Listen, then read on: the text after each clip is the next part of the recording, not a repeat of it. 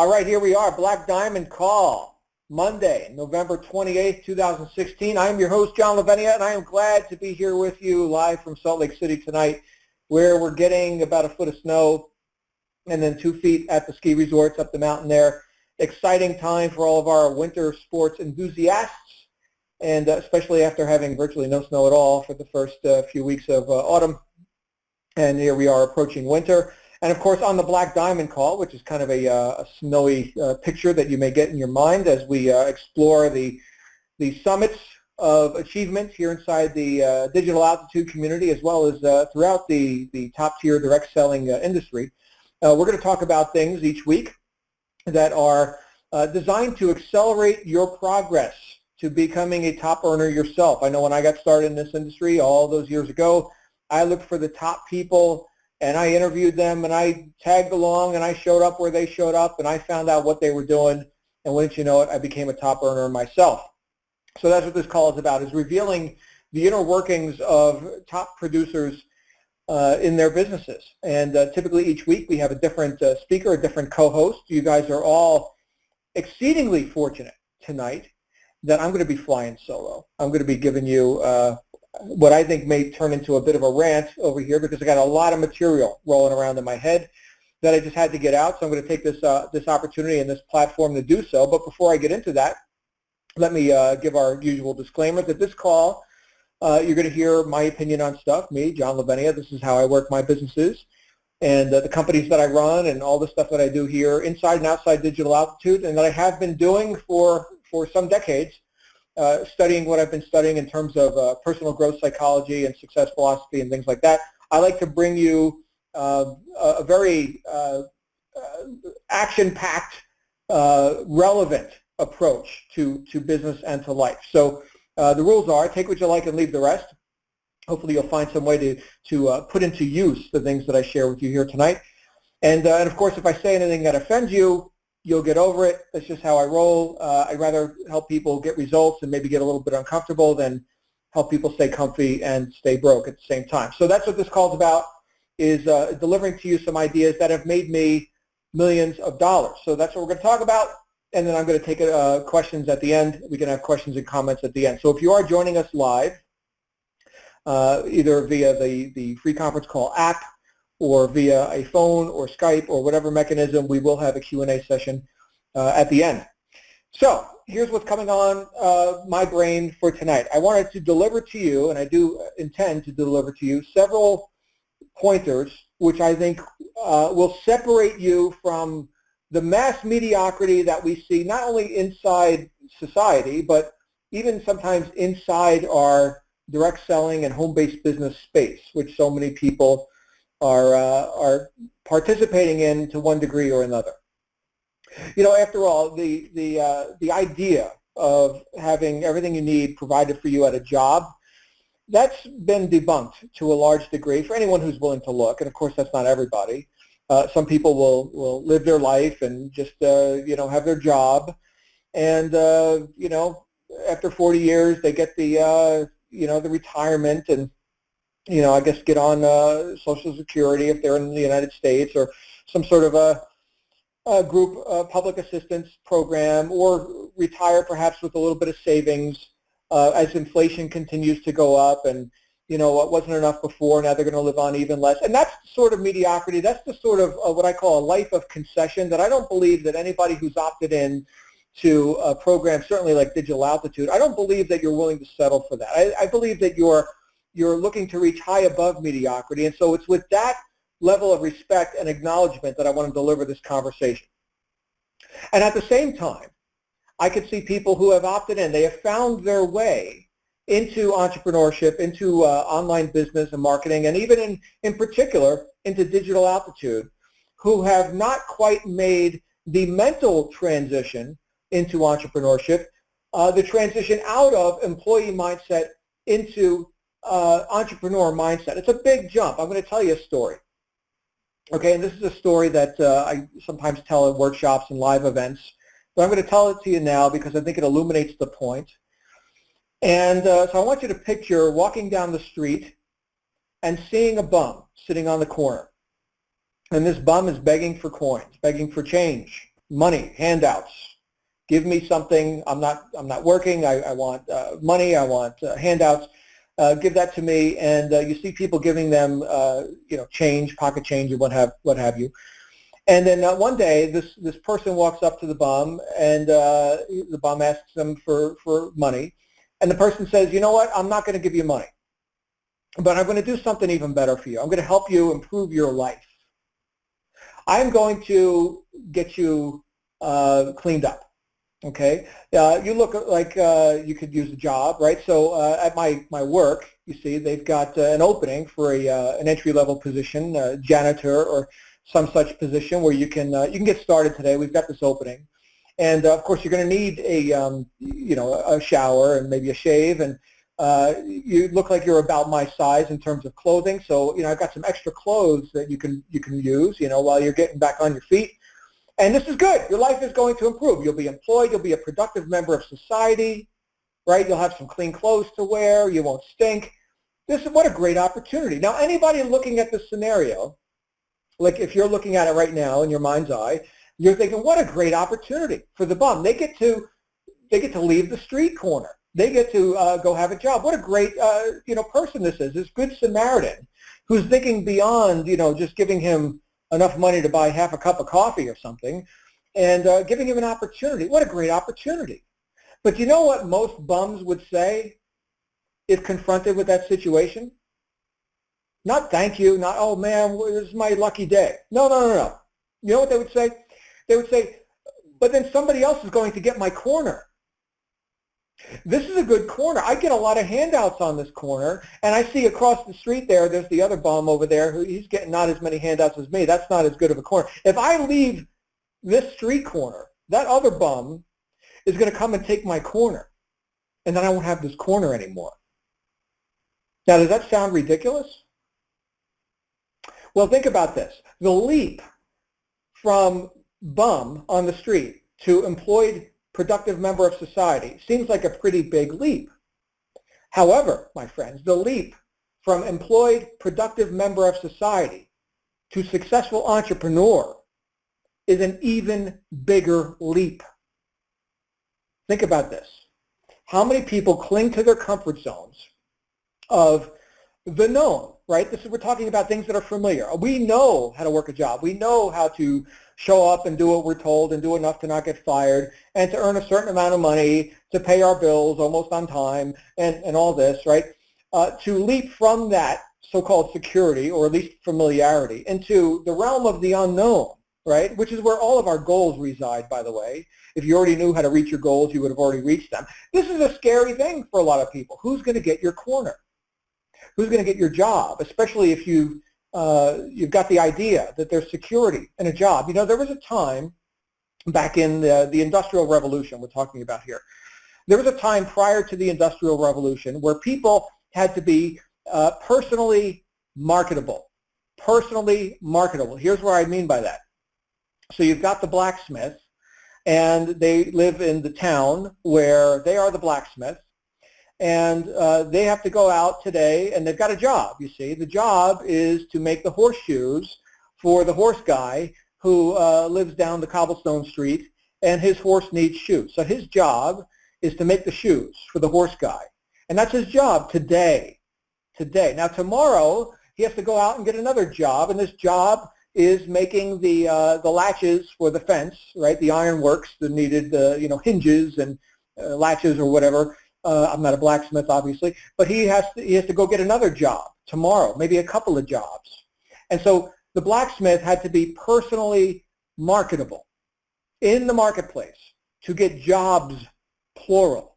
Okay, now he does good work. He's got good workmanship. He secures more jobs. Maybe even he becomes a famous blacksmith, and people come from other villages to get his fine ironwork. And so that is called personal marketability. Then the Industrial Revolution happened, which had a lot of benefits.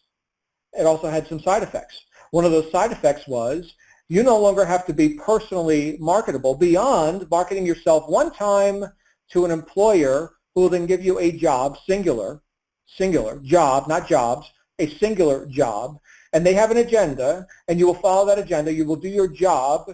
You will not you will not fight that system, right? You are paid a certain amount to do a job that has been predetermined for you. You no longer have to be personally marketable. You have to do enough to not get fired. Do you see the shift? Do you see what happened? We went from self-dependence, more of an entrepreneurial mindset, to other dependence. Now our survival is based on an outside agenda. Okay, so you see how this could diminish one's entrepreneurial drive?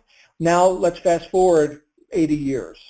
Okay, here we are, 2016, and we've got people every day, people waking up to the reality that their corner is not so secure, right? And then downsizing and with all the different circumstances that people are going through, living the job life. Now, I'm not saying that everyone's cut out to be an entrepreneur. Yes, there are some very good things about post-industrial, corporate America or whatever you want to call it. Okay, people, have a certain level of understanding. Some people will be best suited by being employed by another man. Okay, that's fine.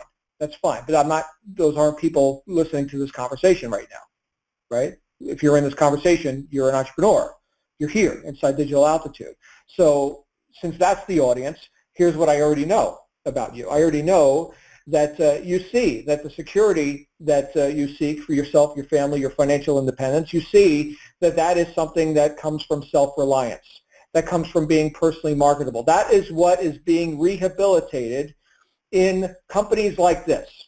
And I can't say that too sternly because I don't know that there are many companies like this. Digital Altitude, in my assessment, is head and shoulders above the vast majority of stuff that you'll find online. I mean, there's a million ways to spend your time, and that you've chosen this. Bravo. Bravo to you. However, an opportunity of this magnitude demands entrepreneurship of equal magnitude.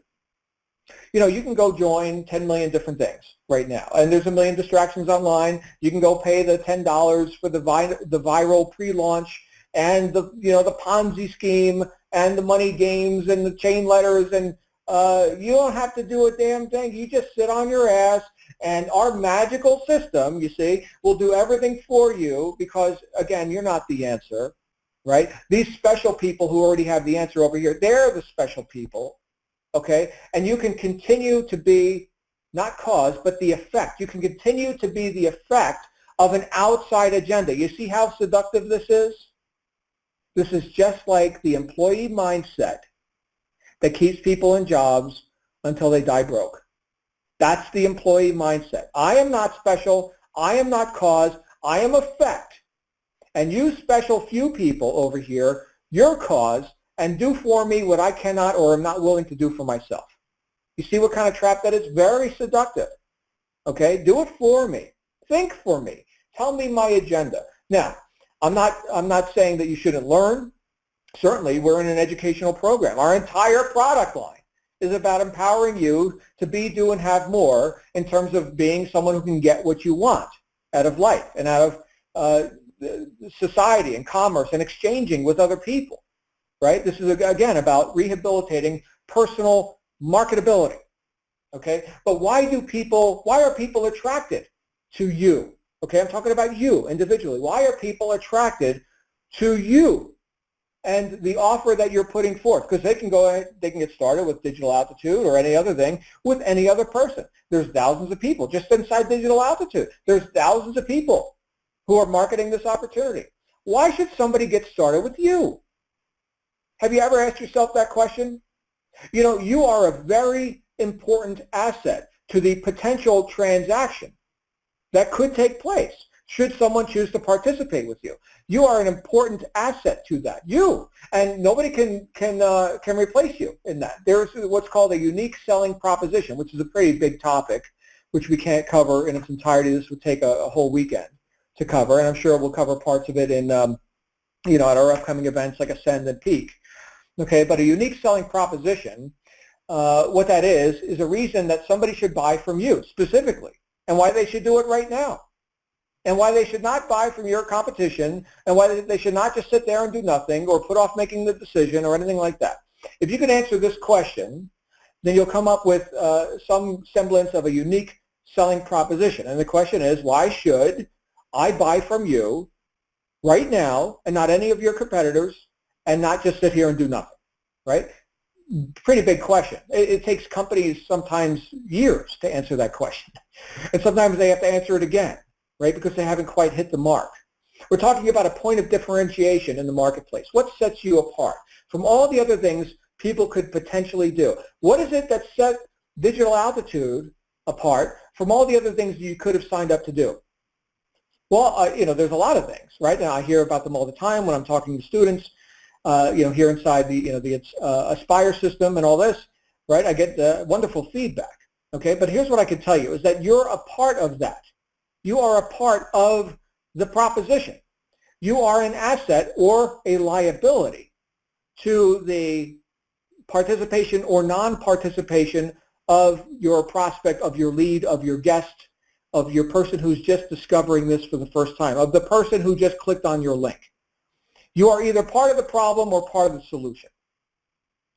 And here's what it sounds like when you're part of the solution. It sounds like confidence. It sounds like certainty.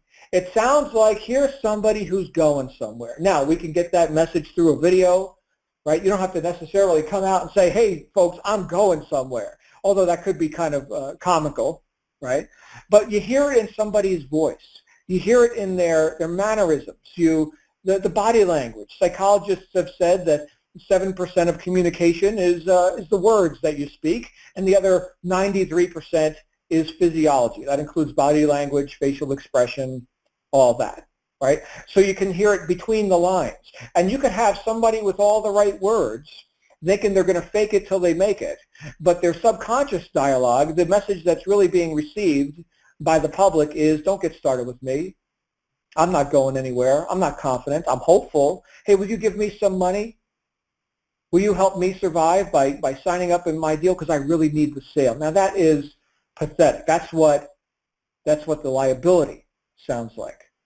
So never forget this, my friends. Certainty sells. Certainty sells. So we can go right back to the year 1910, where Wallace D. Wattles, in his classic book, The Science of Getting Rich, wrote about doing things in a certain way, that two people engaged in the same business, even in the same town, one can get rich, but the other remains poor. Why? Because the one who gets rich does things in a certain way. And he said, in order to do things in a certain way, you must think in a certain way.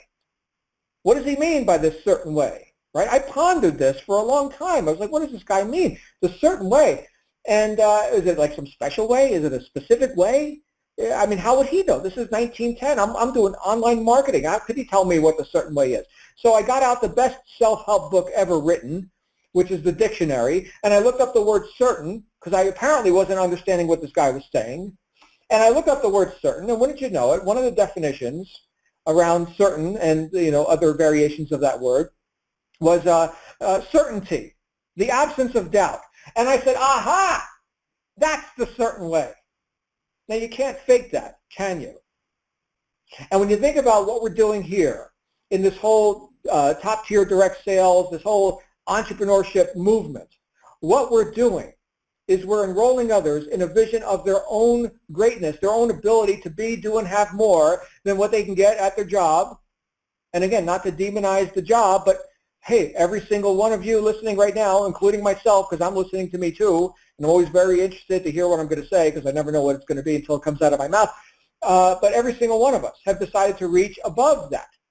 Okay, now, I can't fake this. You can't fake this, right? Every single person who's looking for a better way to get what they want out of life, right? They're looking for someone who knows that better way and who can show them that better way. That's the part you can't fake. And listen, my friends, no sane person would follow you into this business if you didn't know where you're going. The simplest definition of leadership that I can offer you, and again, that's what we're talking about here. We're talking about leading others to a better way. The simplest definition I can think of for you is that a leader is someone who knows where they are going. They have a self-determined destination. They have the only reason why any sane person would follow them. And I say sane person because there are insane people who will follow people who don't know where they're going. And we see it all the time. Not here, thank goodness, or I wouldn't be here.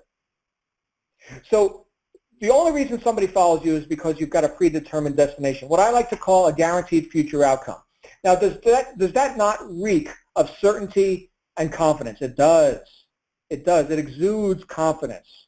You know where you're going. Think about it like this. If you have a bunch of people standing around wondering where we should go for dinner, and one person says, oh, I heard about a decent restaurant, they serve this food over there. Oh, I don't know, this is other place, and oh, maybe we should go there, maybe. And then you've got one person who yells out, oh, I know the best restaurant. It's right around the corner. You guys got to go there. They got the greatest lasagna. Let's go to that restaurant. Everybody says, yes, let's do it. Let's go. Who's the leader? The person who knew where they were going and induced others to follow. That's leadership right there. Now, this is a pretty inconsequential example of leadership. Where should we eat tonight? Okay, that's not going to change anybody's life. Probably not. I don't know. Some other weird stuff could happen. But, in normal daily living, that's not terribly consequential. But you could see the mechanism that's in play here. There's one person in that group who knew where everybody should go. That person made a decision. Others followed that decision.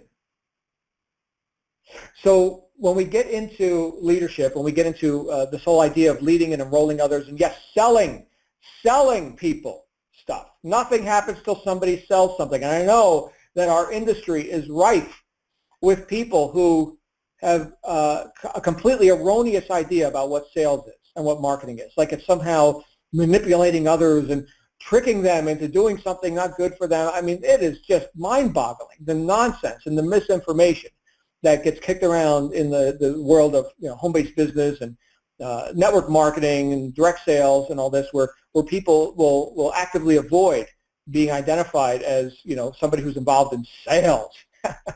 Right? Sell is a four-letter word. Yeah, it's a four-letter word. It's a really good four-letter word. Right?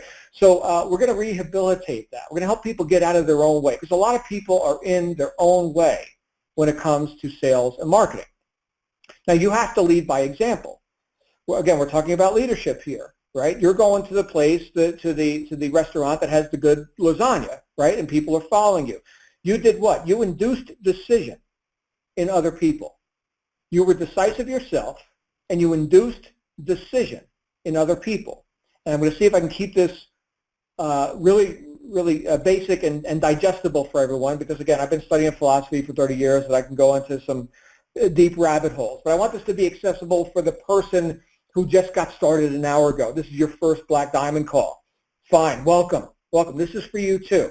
Okay, so I don't want to give anybody a brain hernia here tonight. I give myself a brain hernia every now and then, pondering the questions of life. Okay, but when we get into sales, salesmanship, decision-making, confidence, certainty, all these things that I brought up, being personally marketable, I want to distill it down to something you could take and embody and assimilate and put to use immediately. And again, I say you can't fake this, right? If you've heard fake it till you make it, throw that out. That is a bunch of nonsense. It does not work.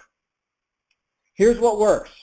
Here's what works. Real sales. And I know that there are people here, let me just say this as a tangent. I know there are people here that just want to be on the marketing side, okay? But I will tell you, you could even read Kiyosaki's, one of Robert Kiyosaki's Rich Dad books.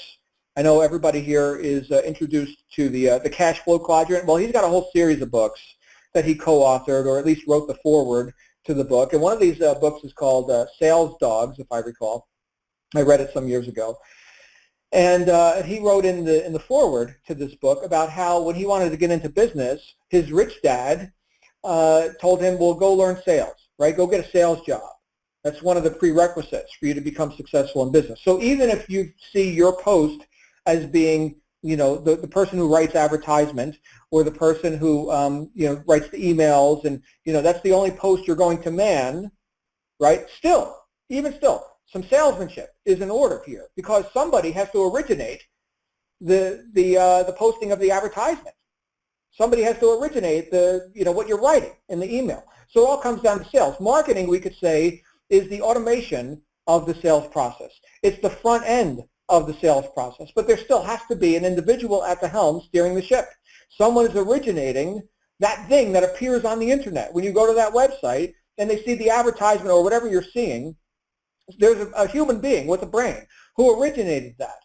Okay, people buy from people. Never forget this. Okay, so learn how to sell. And yes, we're talking about applying persuasive oratory or persuasive communication in one form or another to induce another person to make a decision, whether it's a decision to click on the advertisement, to go to the website, to opt in, to purchase the product, to purchase all the products, to upsell, to refer others, to become an affiliate, whatever. We're inducing decisions in other people who quite often have been averse to decision up to this point because decisions have been made for them.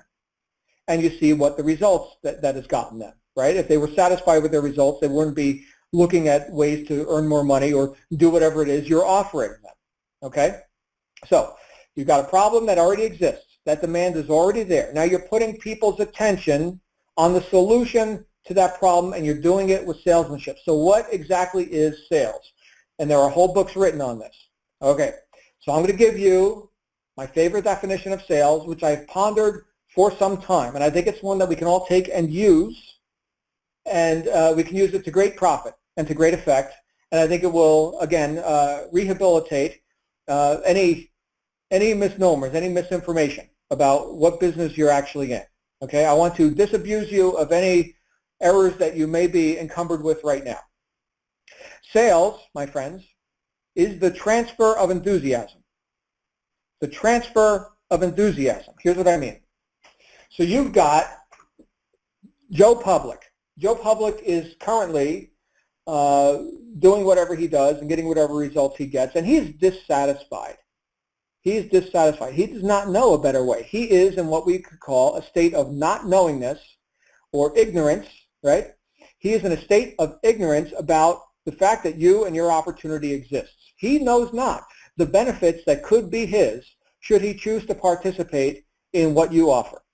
And this is true for any sales, for any, we're talking about you're selling a product, you're selling a service, an opportunity, whatever, right? The public is ignorant to the fact that your solution exists. All they know is they've got a pain. They've got a problem to solve. Okay, now you show up with this solution, okay, and this is done through your marketing, okay, and this Joe Public goes through a process of what I would call enlightenment. He goes from the state of ignorance, not knowing this, and he gets to learn some stuff. So you're educating him through your materials, through your communication, through whatever it is you're putting forth into the marketplace, and he becomes more knowledgeable about these benefits that could be his. And ultimately, he gets to a point where he has a shared enthusiasm. He now knows that this is a solution for him, and he chooses to participate. Now, did you not just transfer the enthusiasm, the knowingness that you had? Say he was ignorant before, but you've enlightened him, you see. Now he knows what you know to a larger degree. And because you know, you can be enthusiastic about what you know, and now he could be more enthusiastic about it. In fact, if we look at the word enthusiasm, at least in the English language, the last four letters of this word are IASM. Anybody who's been through basic, sales training kind of seminars, you've probably heard this acronym before. Enthusiasm, the last four letters is IASM, which stands for I am sold myself. I am sold myself. Look, every single person here, you're here, which means you bought it. You got started. Why? Why are you sold? What's so great about this digital aptitude thing? What's so great about it? Do you know? Well, you know enough to at least have gotten started, right? So how do we transfer this enthusiasm? We transfer enthusiasm by transferring knowingness. I am sold myself. I know a lot more than Joe Public about these benefits that I get to experience, not only as a participant here with this business, but also as a customer, right? I am sold myself. And that's why I say, my friends, you cannot fake this. You can't go to the marketplace with a feigned enthusiasm, and we see this all the time out in online marketing, and here are people that are just running their mouth, and you could see right through it, at least I can because I've seen so much of this stuff, right? A feigned enthusiasm, right? I'd much rather have an authentic, unpolished enthusiasm than somebody who needs to try and convince me that it's party time or something, okay? If the truth isn't good enough, go sell something else. That's what I say, right? Please don't embellish. I hate hype, okay, just me personally. I'm not a hype guy, right? I'd rather give real solutions and do it with a totally straight face because, I'm very confident in what I'm offering. Okay, so, but here's the point. Here's why you can't fake this. Because they can't know if you don't know. You cannot give what you do not have, right? I can't augment your enthusiasm without having some to give you, right? And where does that enthusiasm come from? It comes from being sold myself, which means I know stuff. That means that I've gone through and I've looked at my offer and I've made the biggest sale that I could ever make, the biggest sale that I could ever make prior to doing my marketing. What is that sale? That is selling it to myself. People ask me, John, how did you become so great in sales and public speaking and all this kind of stuff? I was like, well, I sold it to me first before I ever went to market, right? I'm quite analytical. I study. I'm one of these people who reads every word of the instruction manual when I buy a new piece of electronics or something, right? I want to get every last drop of benefit out of that investment I just made in that new device or whatever it happens to be, right? And I want to do things properly. I like order. Yes, I like when things work, right? I like success. I like that stuff. And so I tend to pay attention to details. And because of that, I've done what? I've loaded my guns. I know so much about my own offer before I ever offer it to anybody else. I sell it to me because like I said before, if the truth isn't good enough, go sell something else. And look, I have to say no again and again and again and again to lots of different things that cross my desk. Being in this industry for as long as I have, I get offers every single day. My goodness, every single day, all day. All day. I have how many emails in my inbox that I haven't even opened yet? 97 from today that I haven't even opened yet. Okay? And no. Why do you think I'm here with Digital Altitude? And I'm not setting myself up as, the litmus test. Like if John likes it, then it's good. And if John doesn't like it, then it's bad. There's lots of good things that you could do, right? Lots of great stuff. And there's lots of things that I could do, but you know what? I already run, my own companies. I'm like really, really busy. Like I'm not just saying I'm busy. I'm like really busy. So there has to be something special about Digital Altitude for me to be here, putting time in here, as opposed to all the other things I could be doing. Perhaps that's relevant for you. Well, for me, it certainly is because I'm me. Okay, so you could use that sort of as a barometer, but you yourself made your own decision to be here. Right? So why? Here's the big question. Why did you decide to be here? Where are you going with this? What is your guaranteed future outcome? What is the point of differentiation in terms of your offer being the Digital Altitude offer that you're going into the marketplace with? Why is this so great? Why should I join? If I was your prospect right now, never mind all the technology, the videos, the emails, and everything else, and you were sitting down with me right now across the table, and I said, why should I join right now? Why should I buy this right now? From you, right now. What are you going to say? You should have a whole list of reasons why. This is the right company. This is the right product line. This is the right opportunity. This is the right team, the coaching platform, you yourself as a sponsor, all the different things that you can list as assets. And then once you've got all those assets, what we can call features listed out, you can then say to yourself, okay, again, we're just talking about you selling yourself. We can then say, well, why should I care? So I'm sitting across the table from Joe Public, and here are all my features. Here are all the assets that I have inside this offer that I'm going to make to Joe Public. And why should Joe care? Why does he care? And ask that question of every single feature. Okay, so we've got, let's say, the Aspire coaches, right, that are here. Why should I care? Well, I'll tell you why you should care, Joe Public. It's because in so many businesses, you've got people who are just coming in and they're just being clobbered with information. They've got to man every post. They got to wear 10 different hats. They never get out of their own way. They're completely overwhelmed. Here, you've got people of vast experience who can do virtually everything in the back end. You get to man one post, and that is the post of marketer. You get to wear one hat, the marketing hat, and we'll even teach you how to do it. And you know what? There are people who are way better at doing these other things, and thank goodness they do, and they like doing them, because you and I don't have to do them. Nor do we want to learn, nor do we have the time to learn. We can get to the dollars faster. And that's why this coaching program exists, not to mention the side benefits of actually creating orderliness and systemization, which is what people allegedly say they want, right? They want stuff to work, right? So we've got something that can work. Oh, and by the way, it's all based on experience of people who've already made 8 figures doing this, right? So you get to ride on the coattails of experienced people, right? Does that sound like a time saver to you, Joe? Would you like to save time? Would you like to eliminate guesswork, Joe? Thank you. Thank you. Sign up here, right? So that's just one example. Why should I care? If you can answer that question for each feature, then you come up with a benefit. This is salesmanship, and you got to sell it to yourself first. At least that's what I've done. And because I now have a greater level of knowingness about what features are in the offer and why should I care, because I know what the benefits are, and now I'm sold myself, I can now transfer that higher level of knowingness to another person. And since I am sold myself, well, I know stuff, now they can know stuff too. You see, you can't give what you don't have. If I didn't know, now they can't know. This may be their only shot.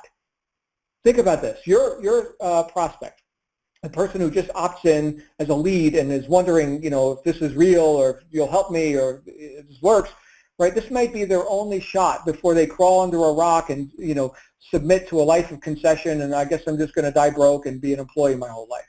This might be their only shot. Are you the leader they're looking for?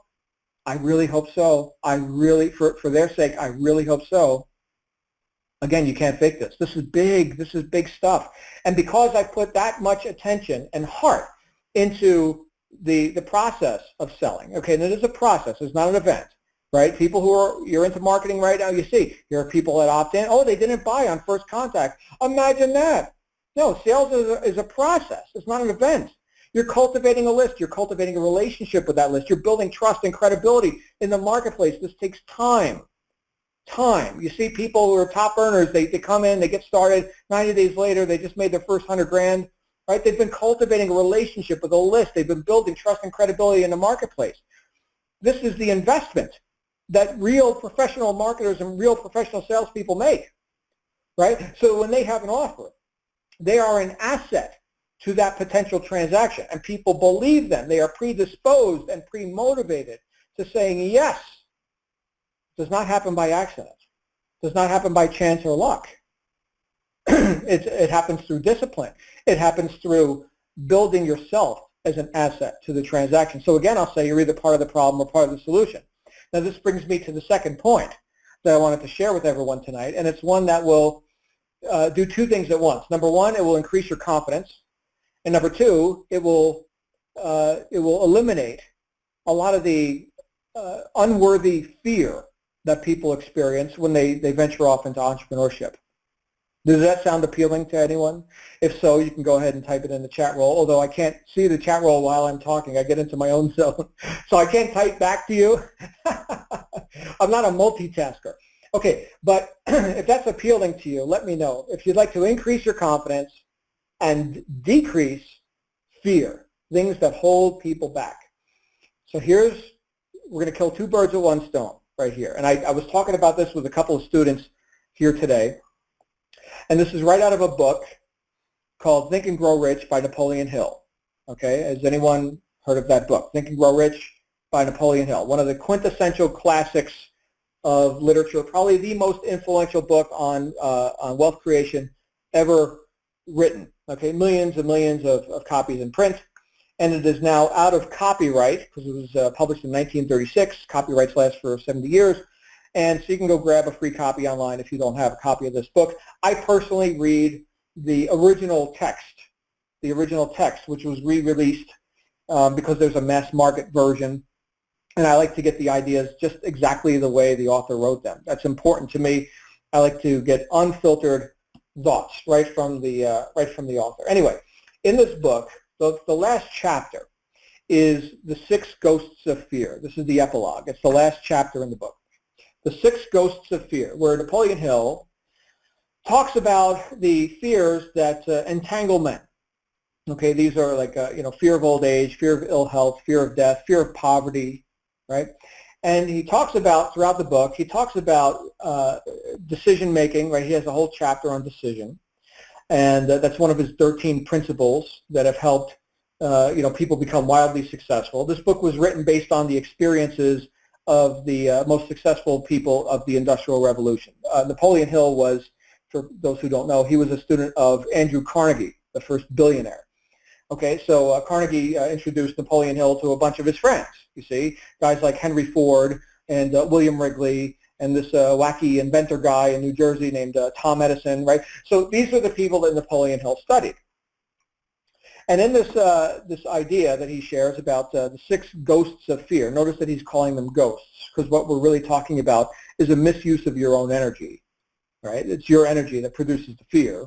Okay, but in this chapter, he talks about decisiveness. Okay, and I want to read you something right out of the chapter on decision. Listen to this. Listen to this. This is really, really strong. Second paragraph, chapter 7, decision.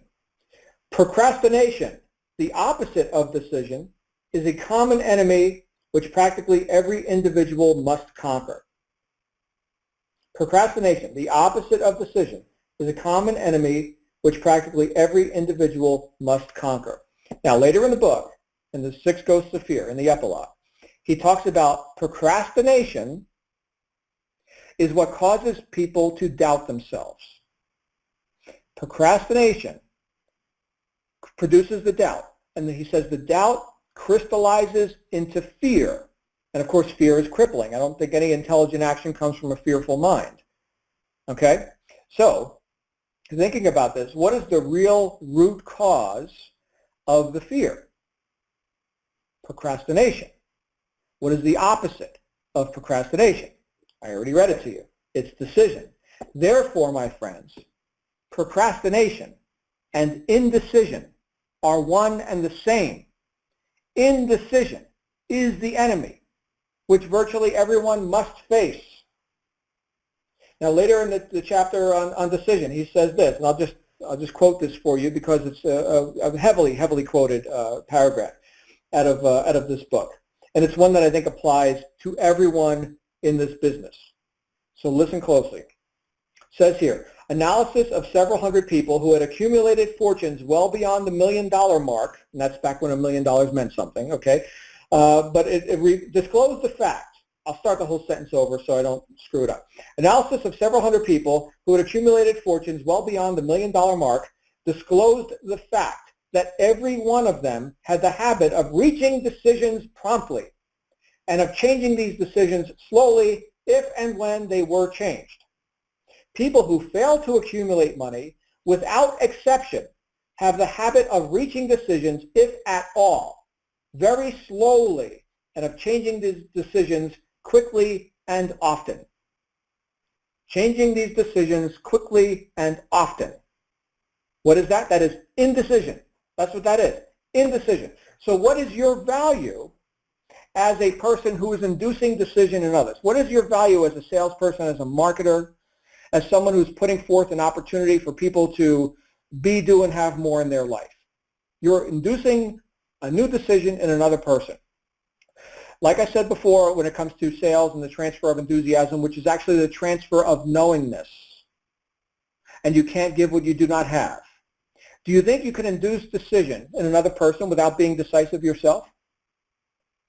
Do you see where we're going with this? Do you see the leadership factor in all this? Do you see how you can either be part of the problem or part of the solution with people? That just by virtue of the fact that you being a decisive person, not only are you pulling out fear by the root, because remember, it's that procrastination, also known as indecision, which causes doubt, which crystallizes into fear. So if we just get decisive, well, there's the antidote to fear right there. But at the same time, while we're decisive, are we not also in action? Because all decision is followed by action.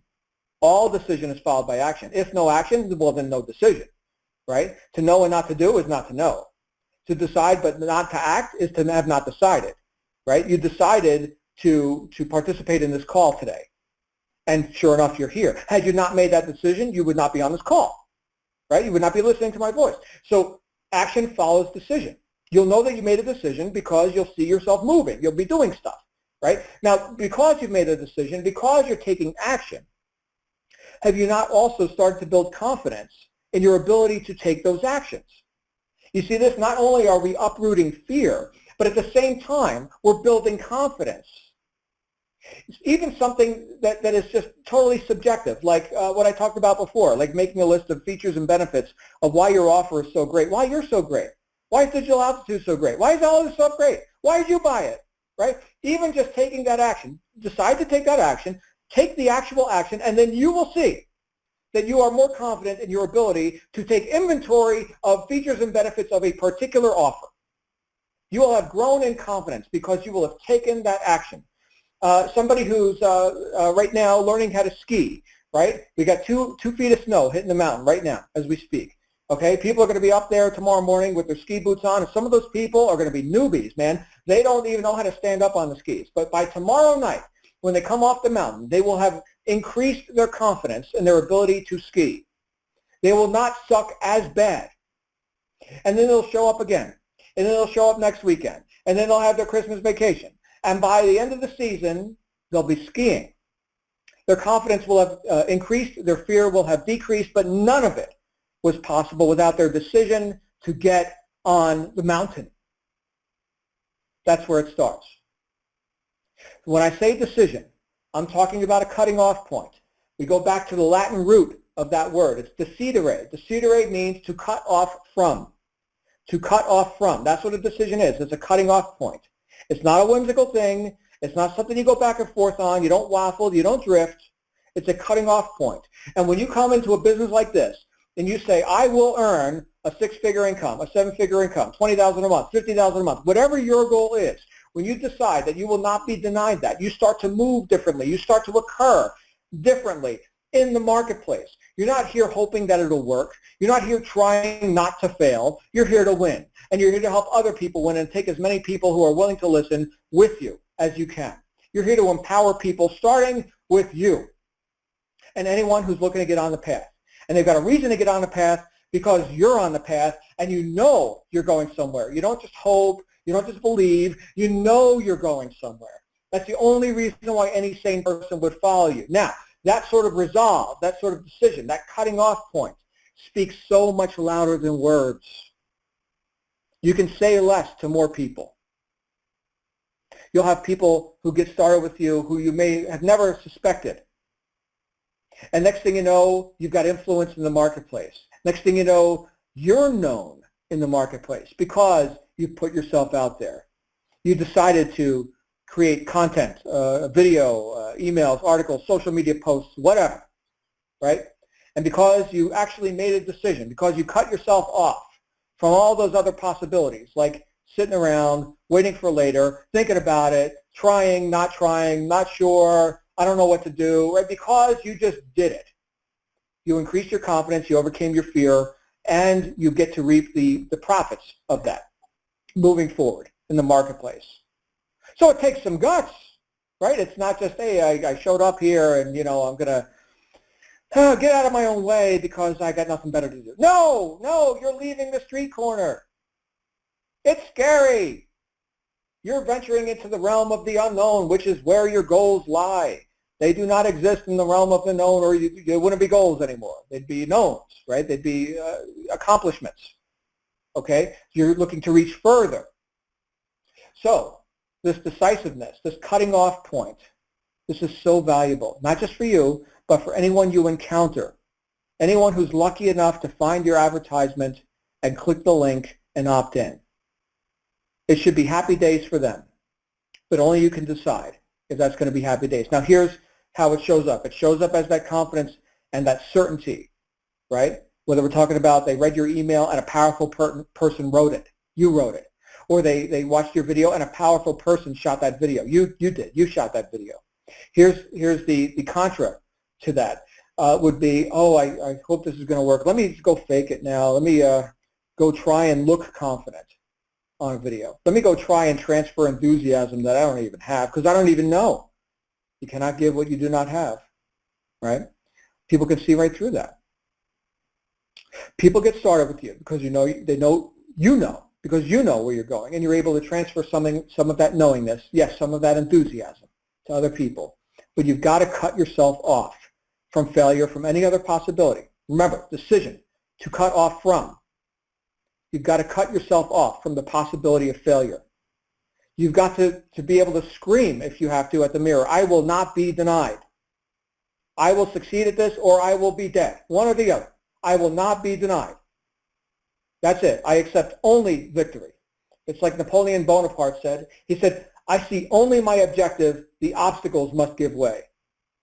That's the kind of resolve that you approach success with. I'm not telling you to be like Napoleon Bonaparte. He wasn't a very nice guy. But he knew about resolve. And he knew about decisions.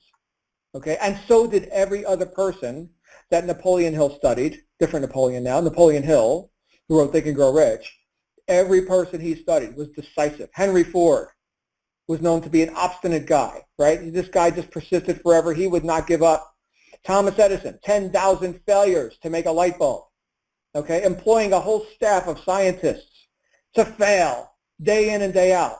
One failure after another, right? And then guess what? Finally, they got it, right? He would not be denied. We will have a light bulb, damn it. I am tired of candles and hot oil lamps. I want a light bulb. Let's put this electricity to use. Thank you, Tom. Thank you, sir. I'm enjoying your work right now.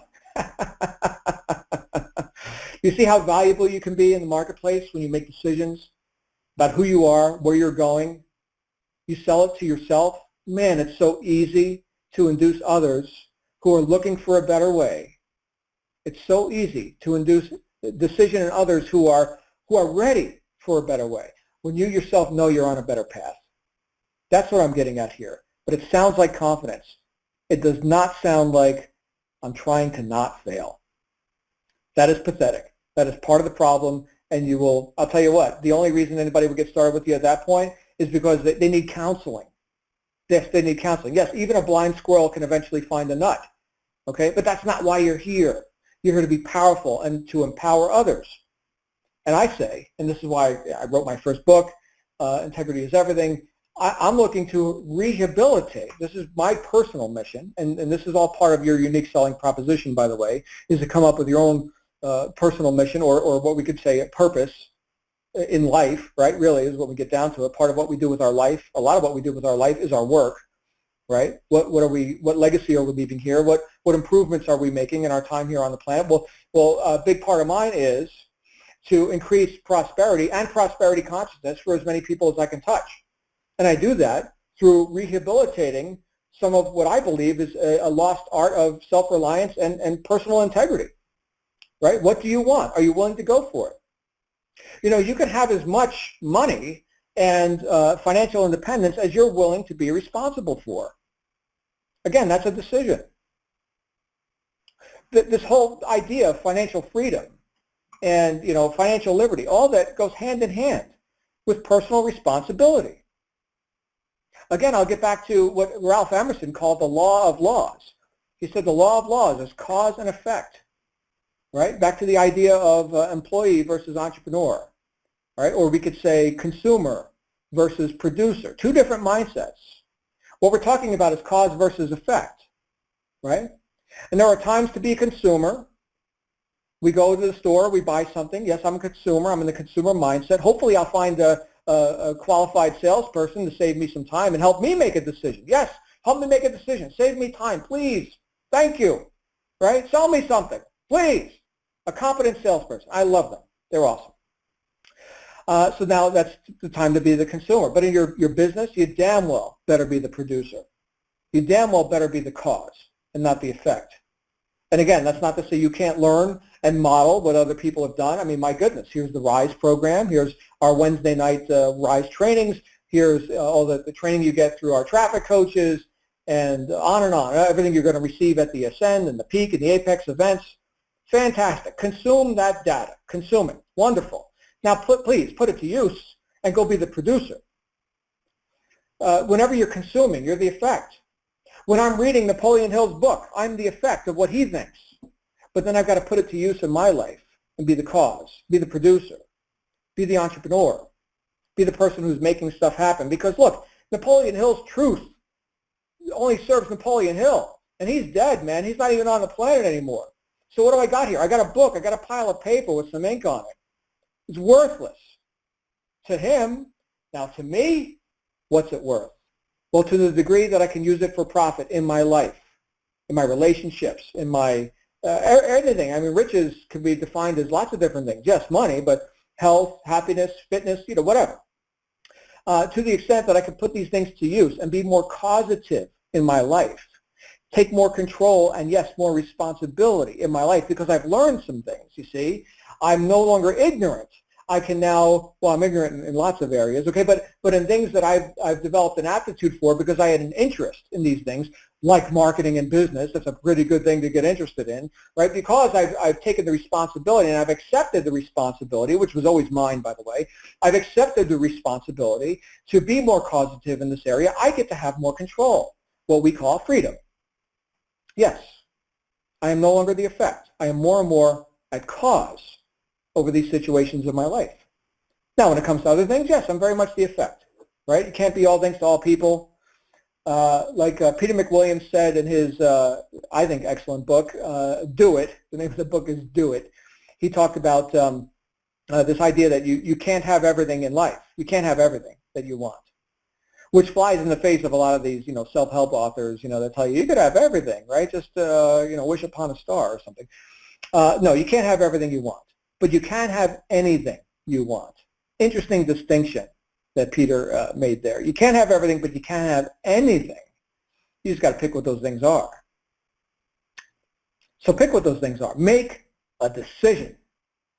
Cut yourself off from any other outcome.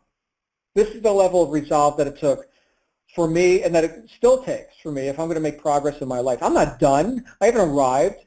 Does anybody see me levitating outside of their window right now or manifesting fish and loaves or something? No. No, I haven't arrived. I'm still learning this stuff too. So, but I'll tell you, the big leap from not just bum on the street, which I practically was as a youth, to productive member of society, the bigger leap from productive, employee to successful entrepreneur, it came through this level of resolve, this level of decision, this level of never turning back, and of becoming powerful in my use of thought to the extent that I was sold myself, and then when other people were fortunate enough to find my advertisement and to get me on the phone or however the communication happened, they were fortunate enough to talk with me, they instantly knew they were talking to somebody who knew where they were going, even before I had made a penny. Before I had made a penny in my enterprise, they knew they had somebody who knew where they were going.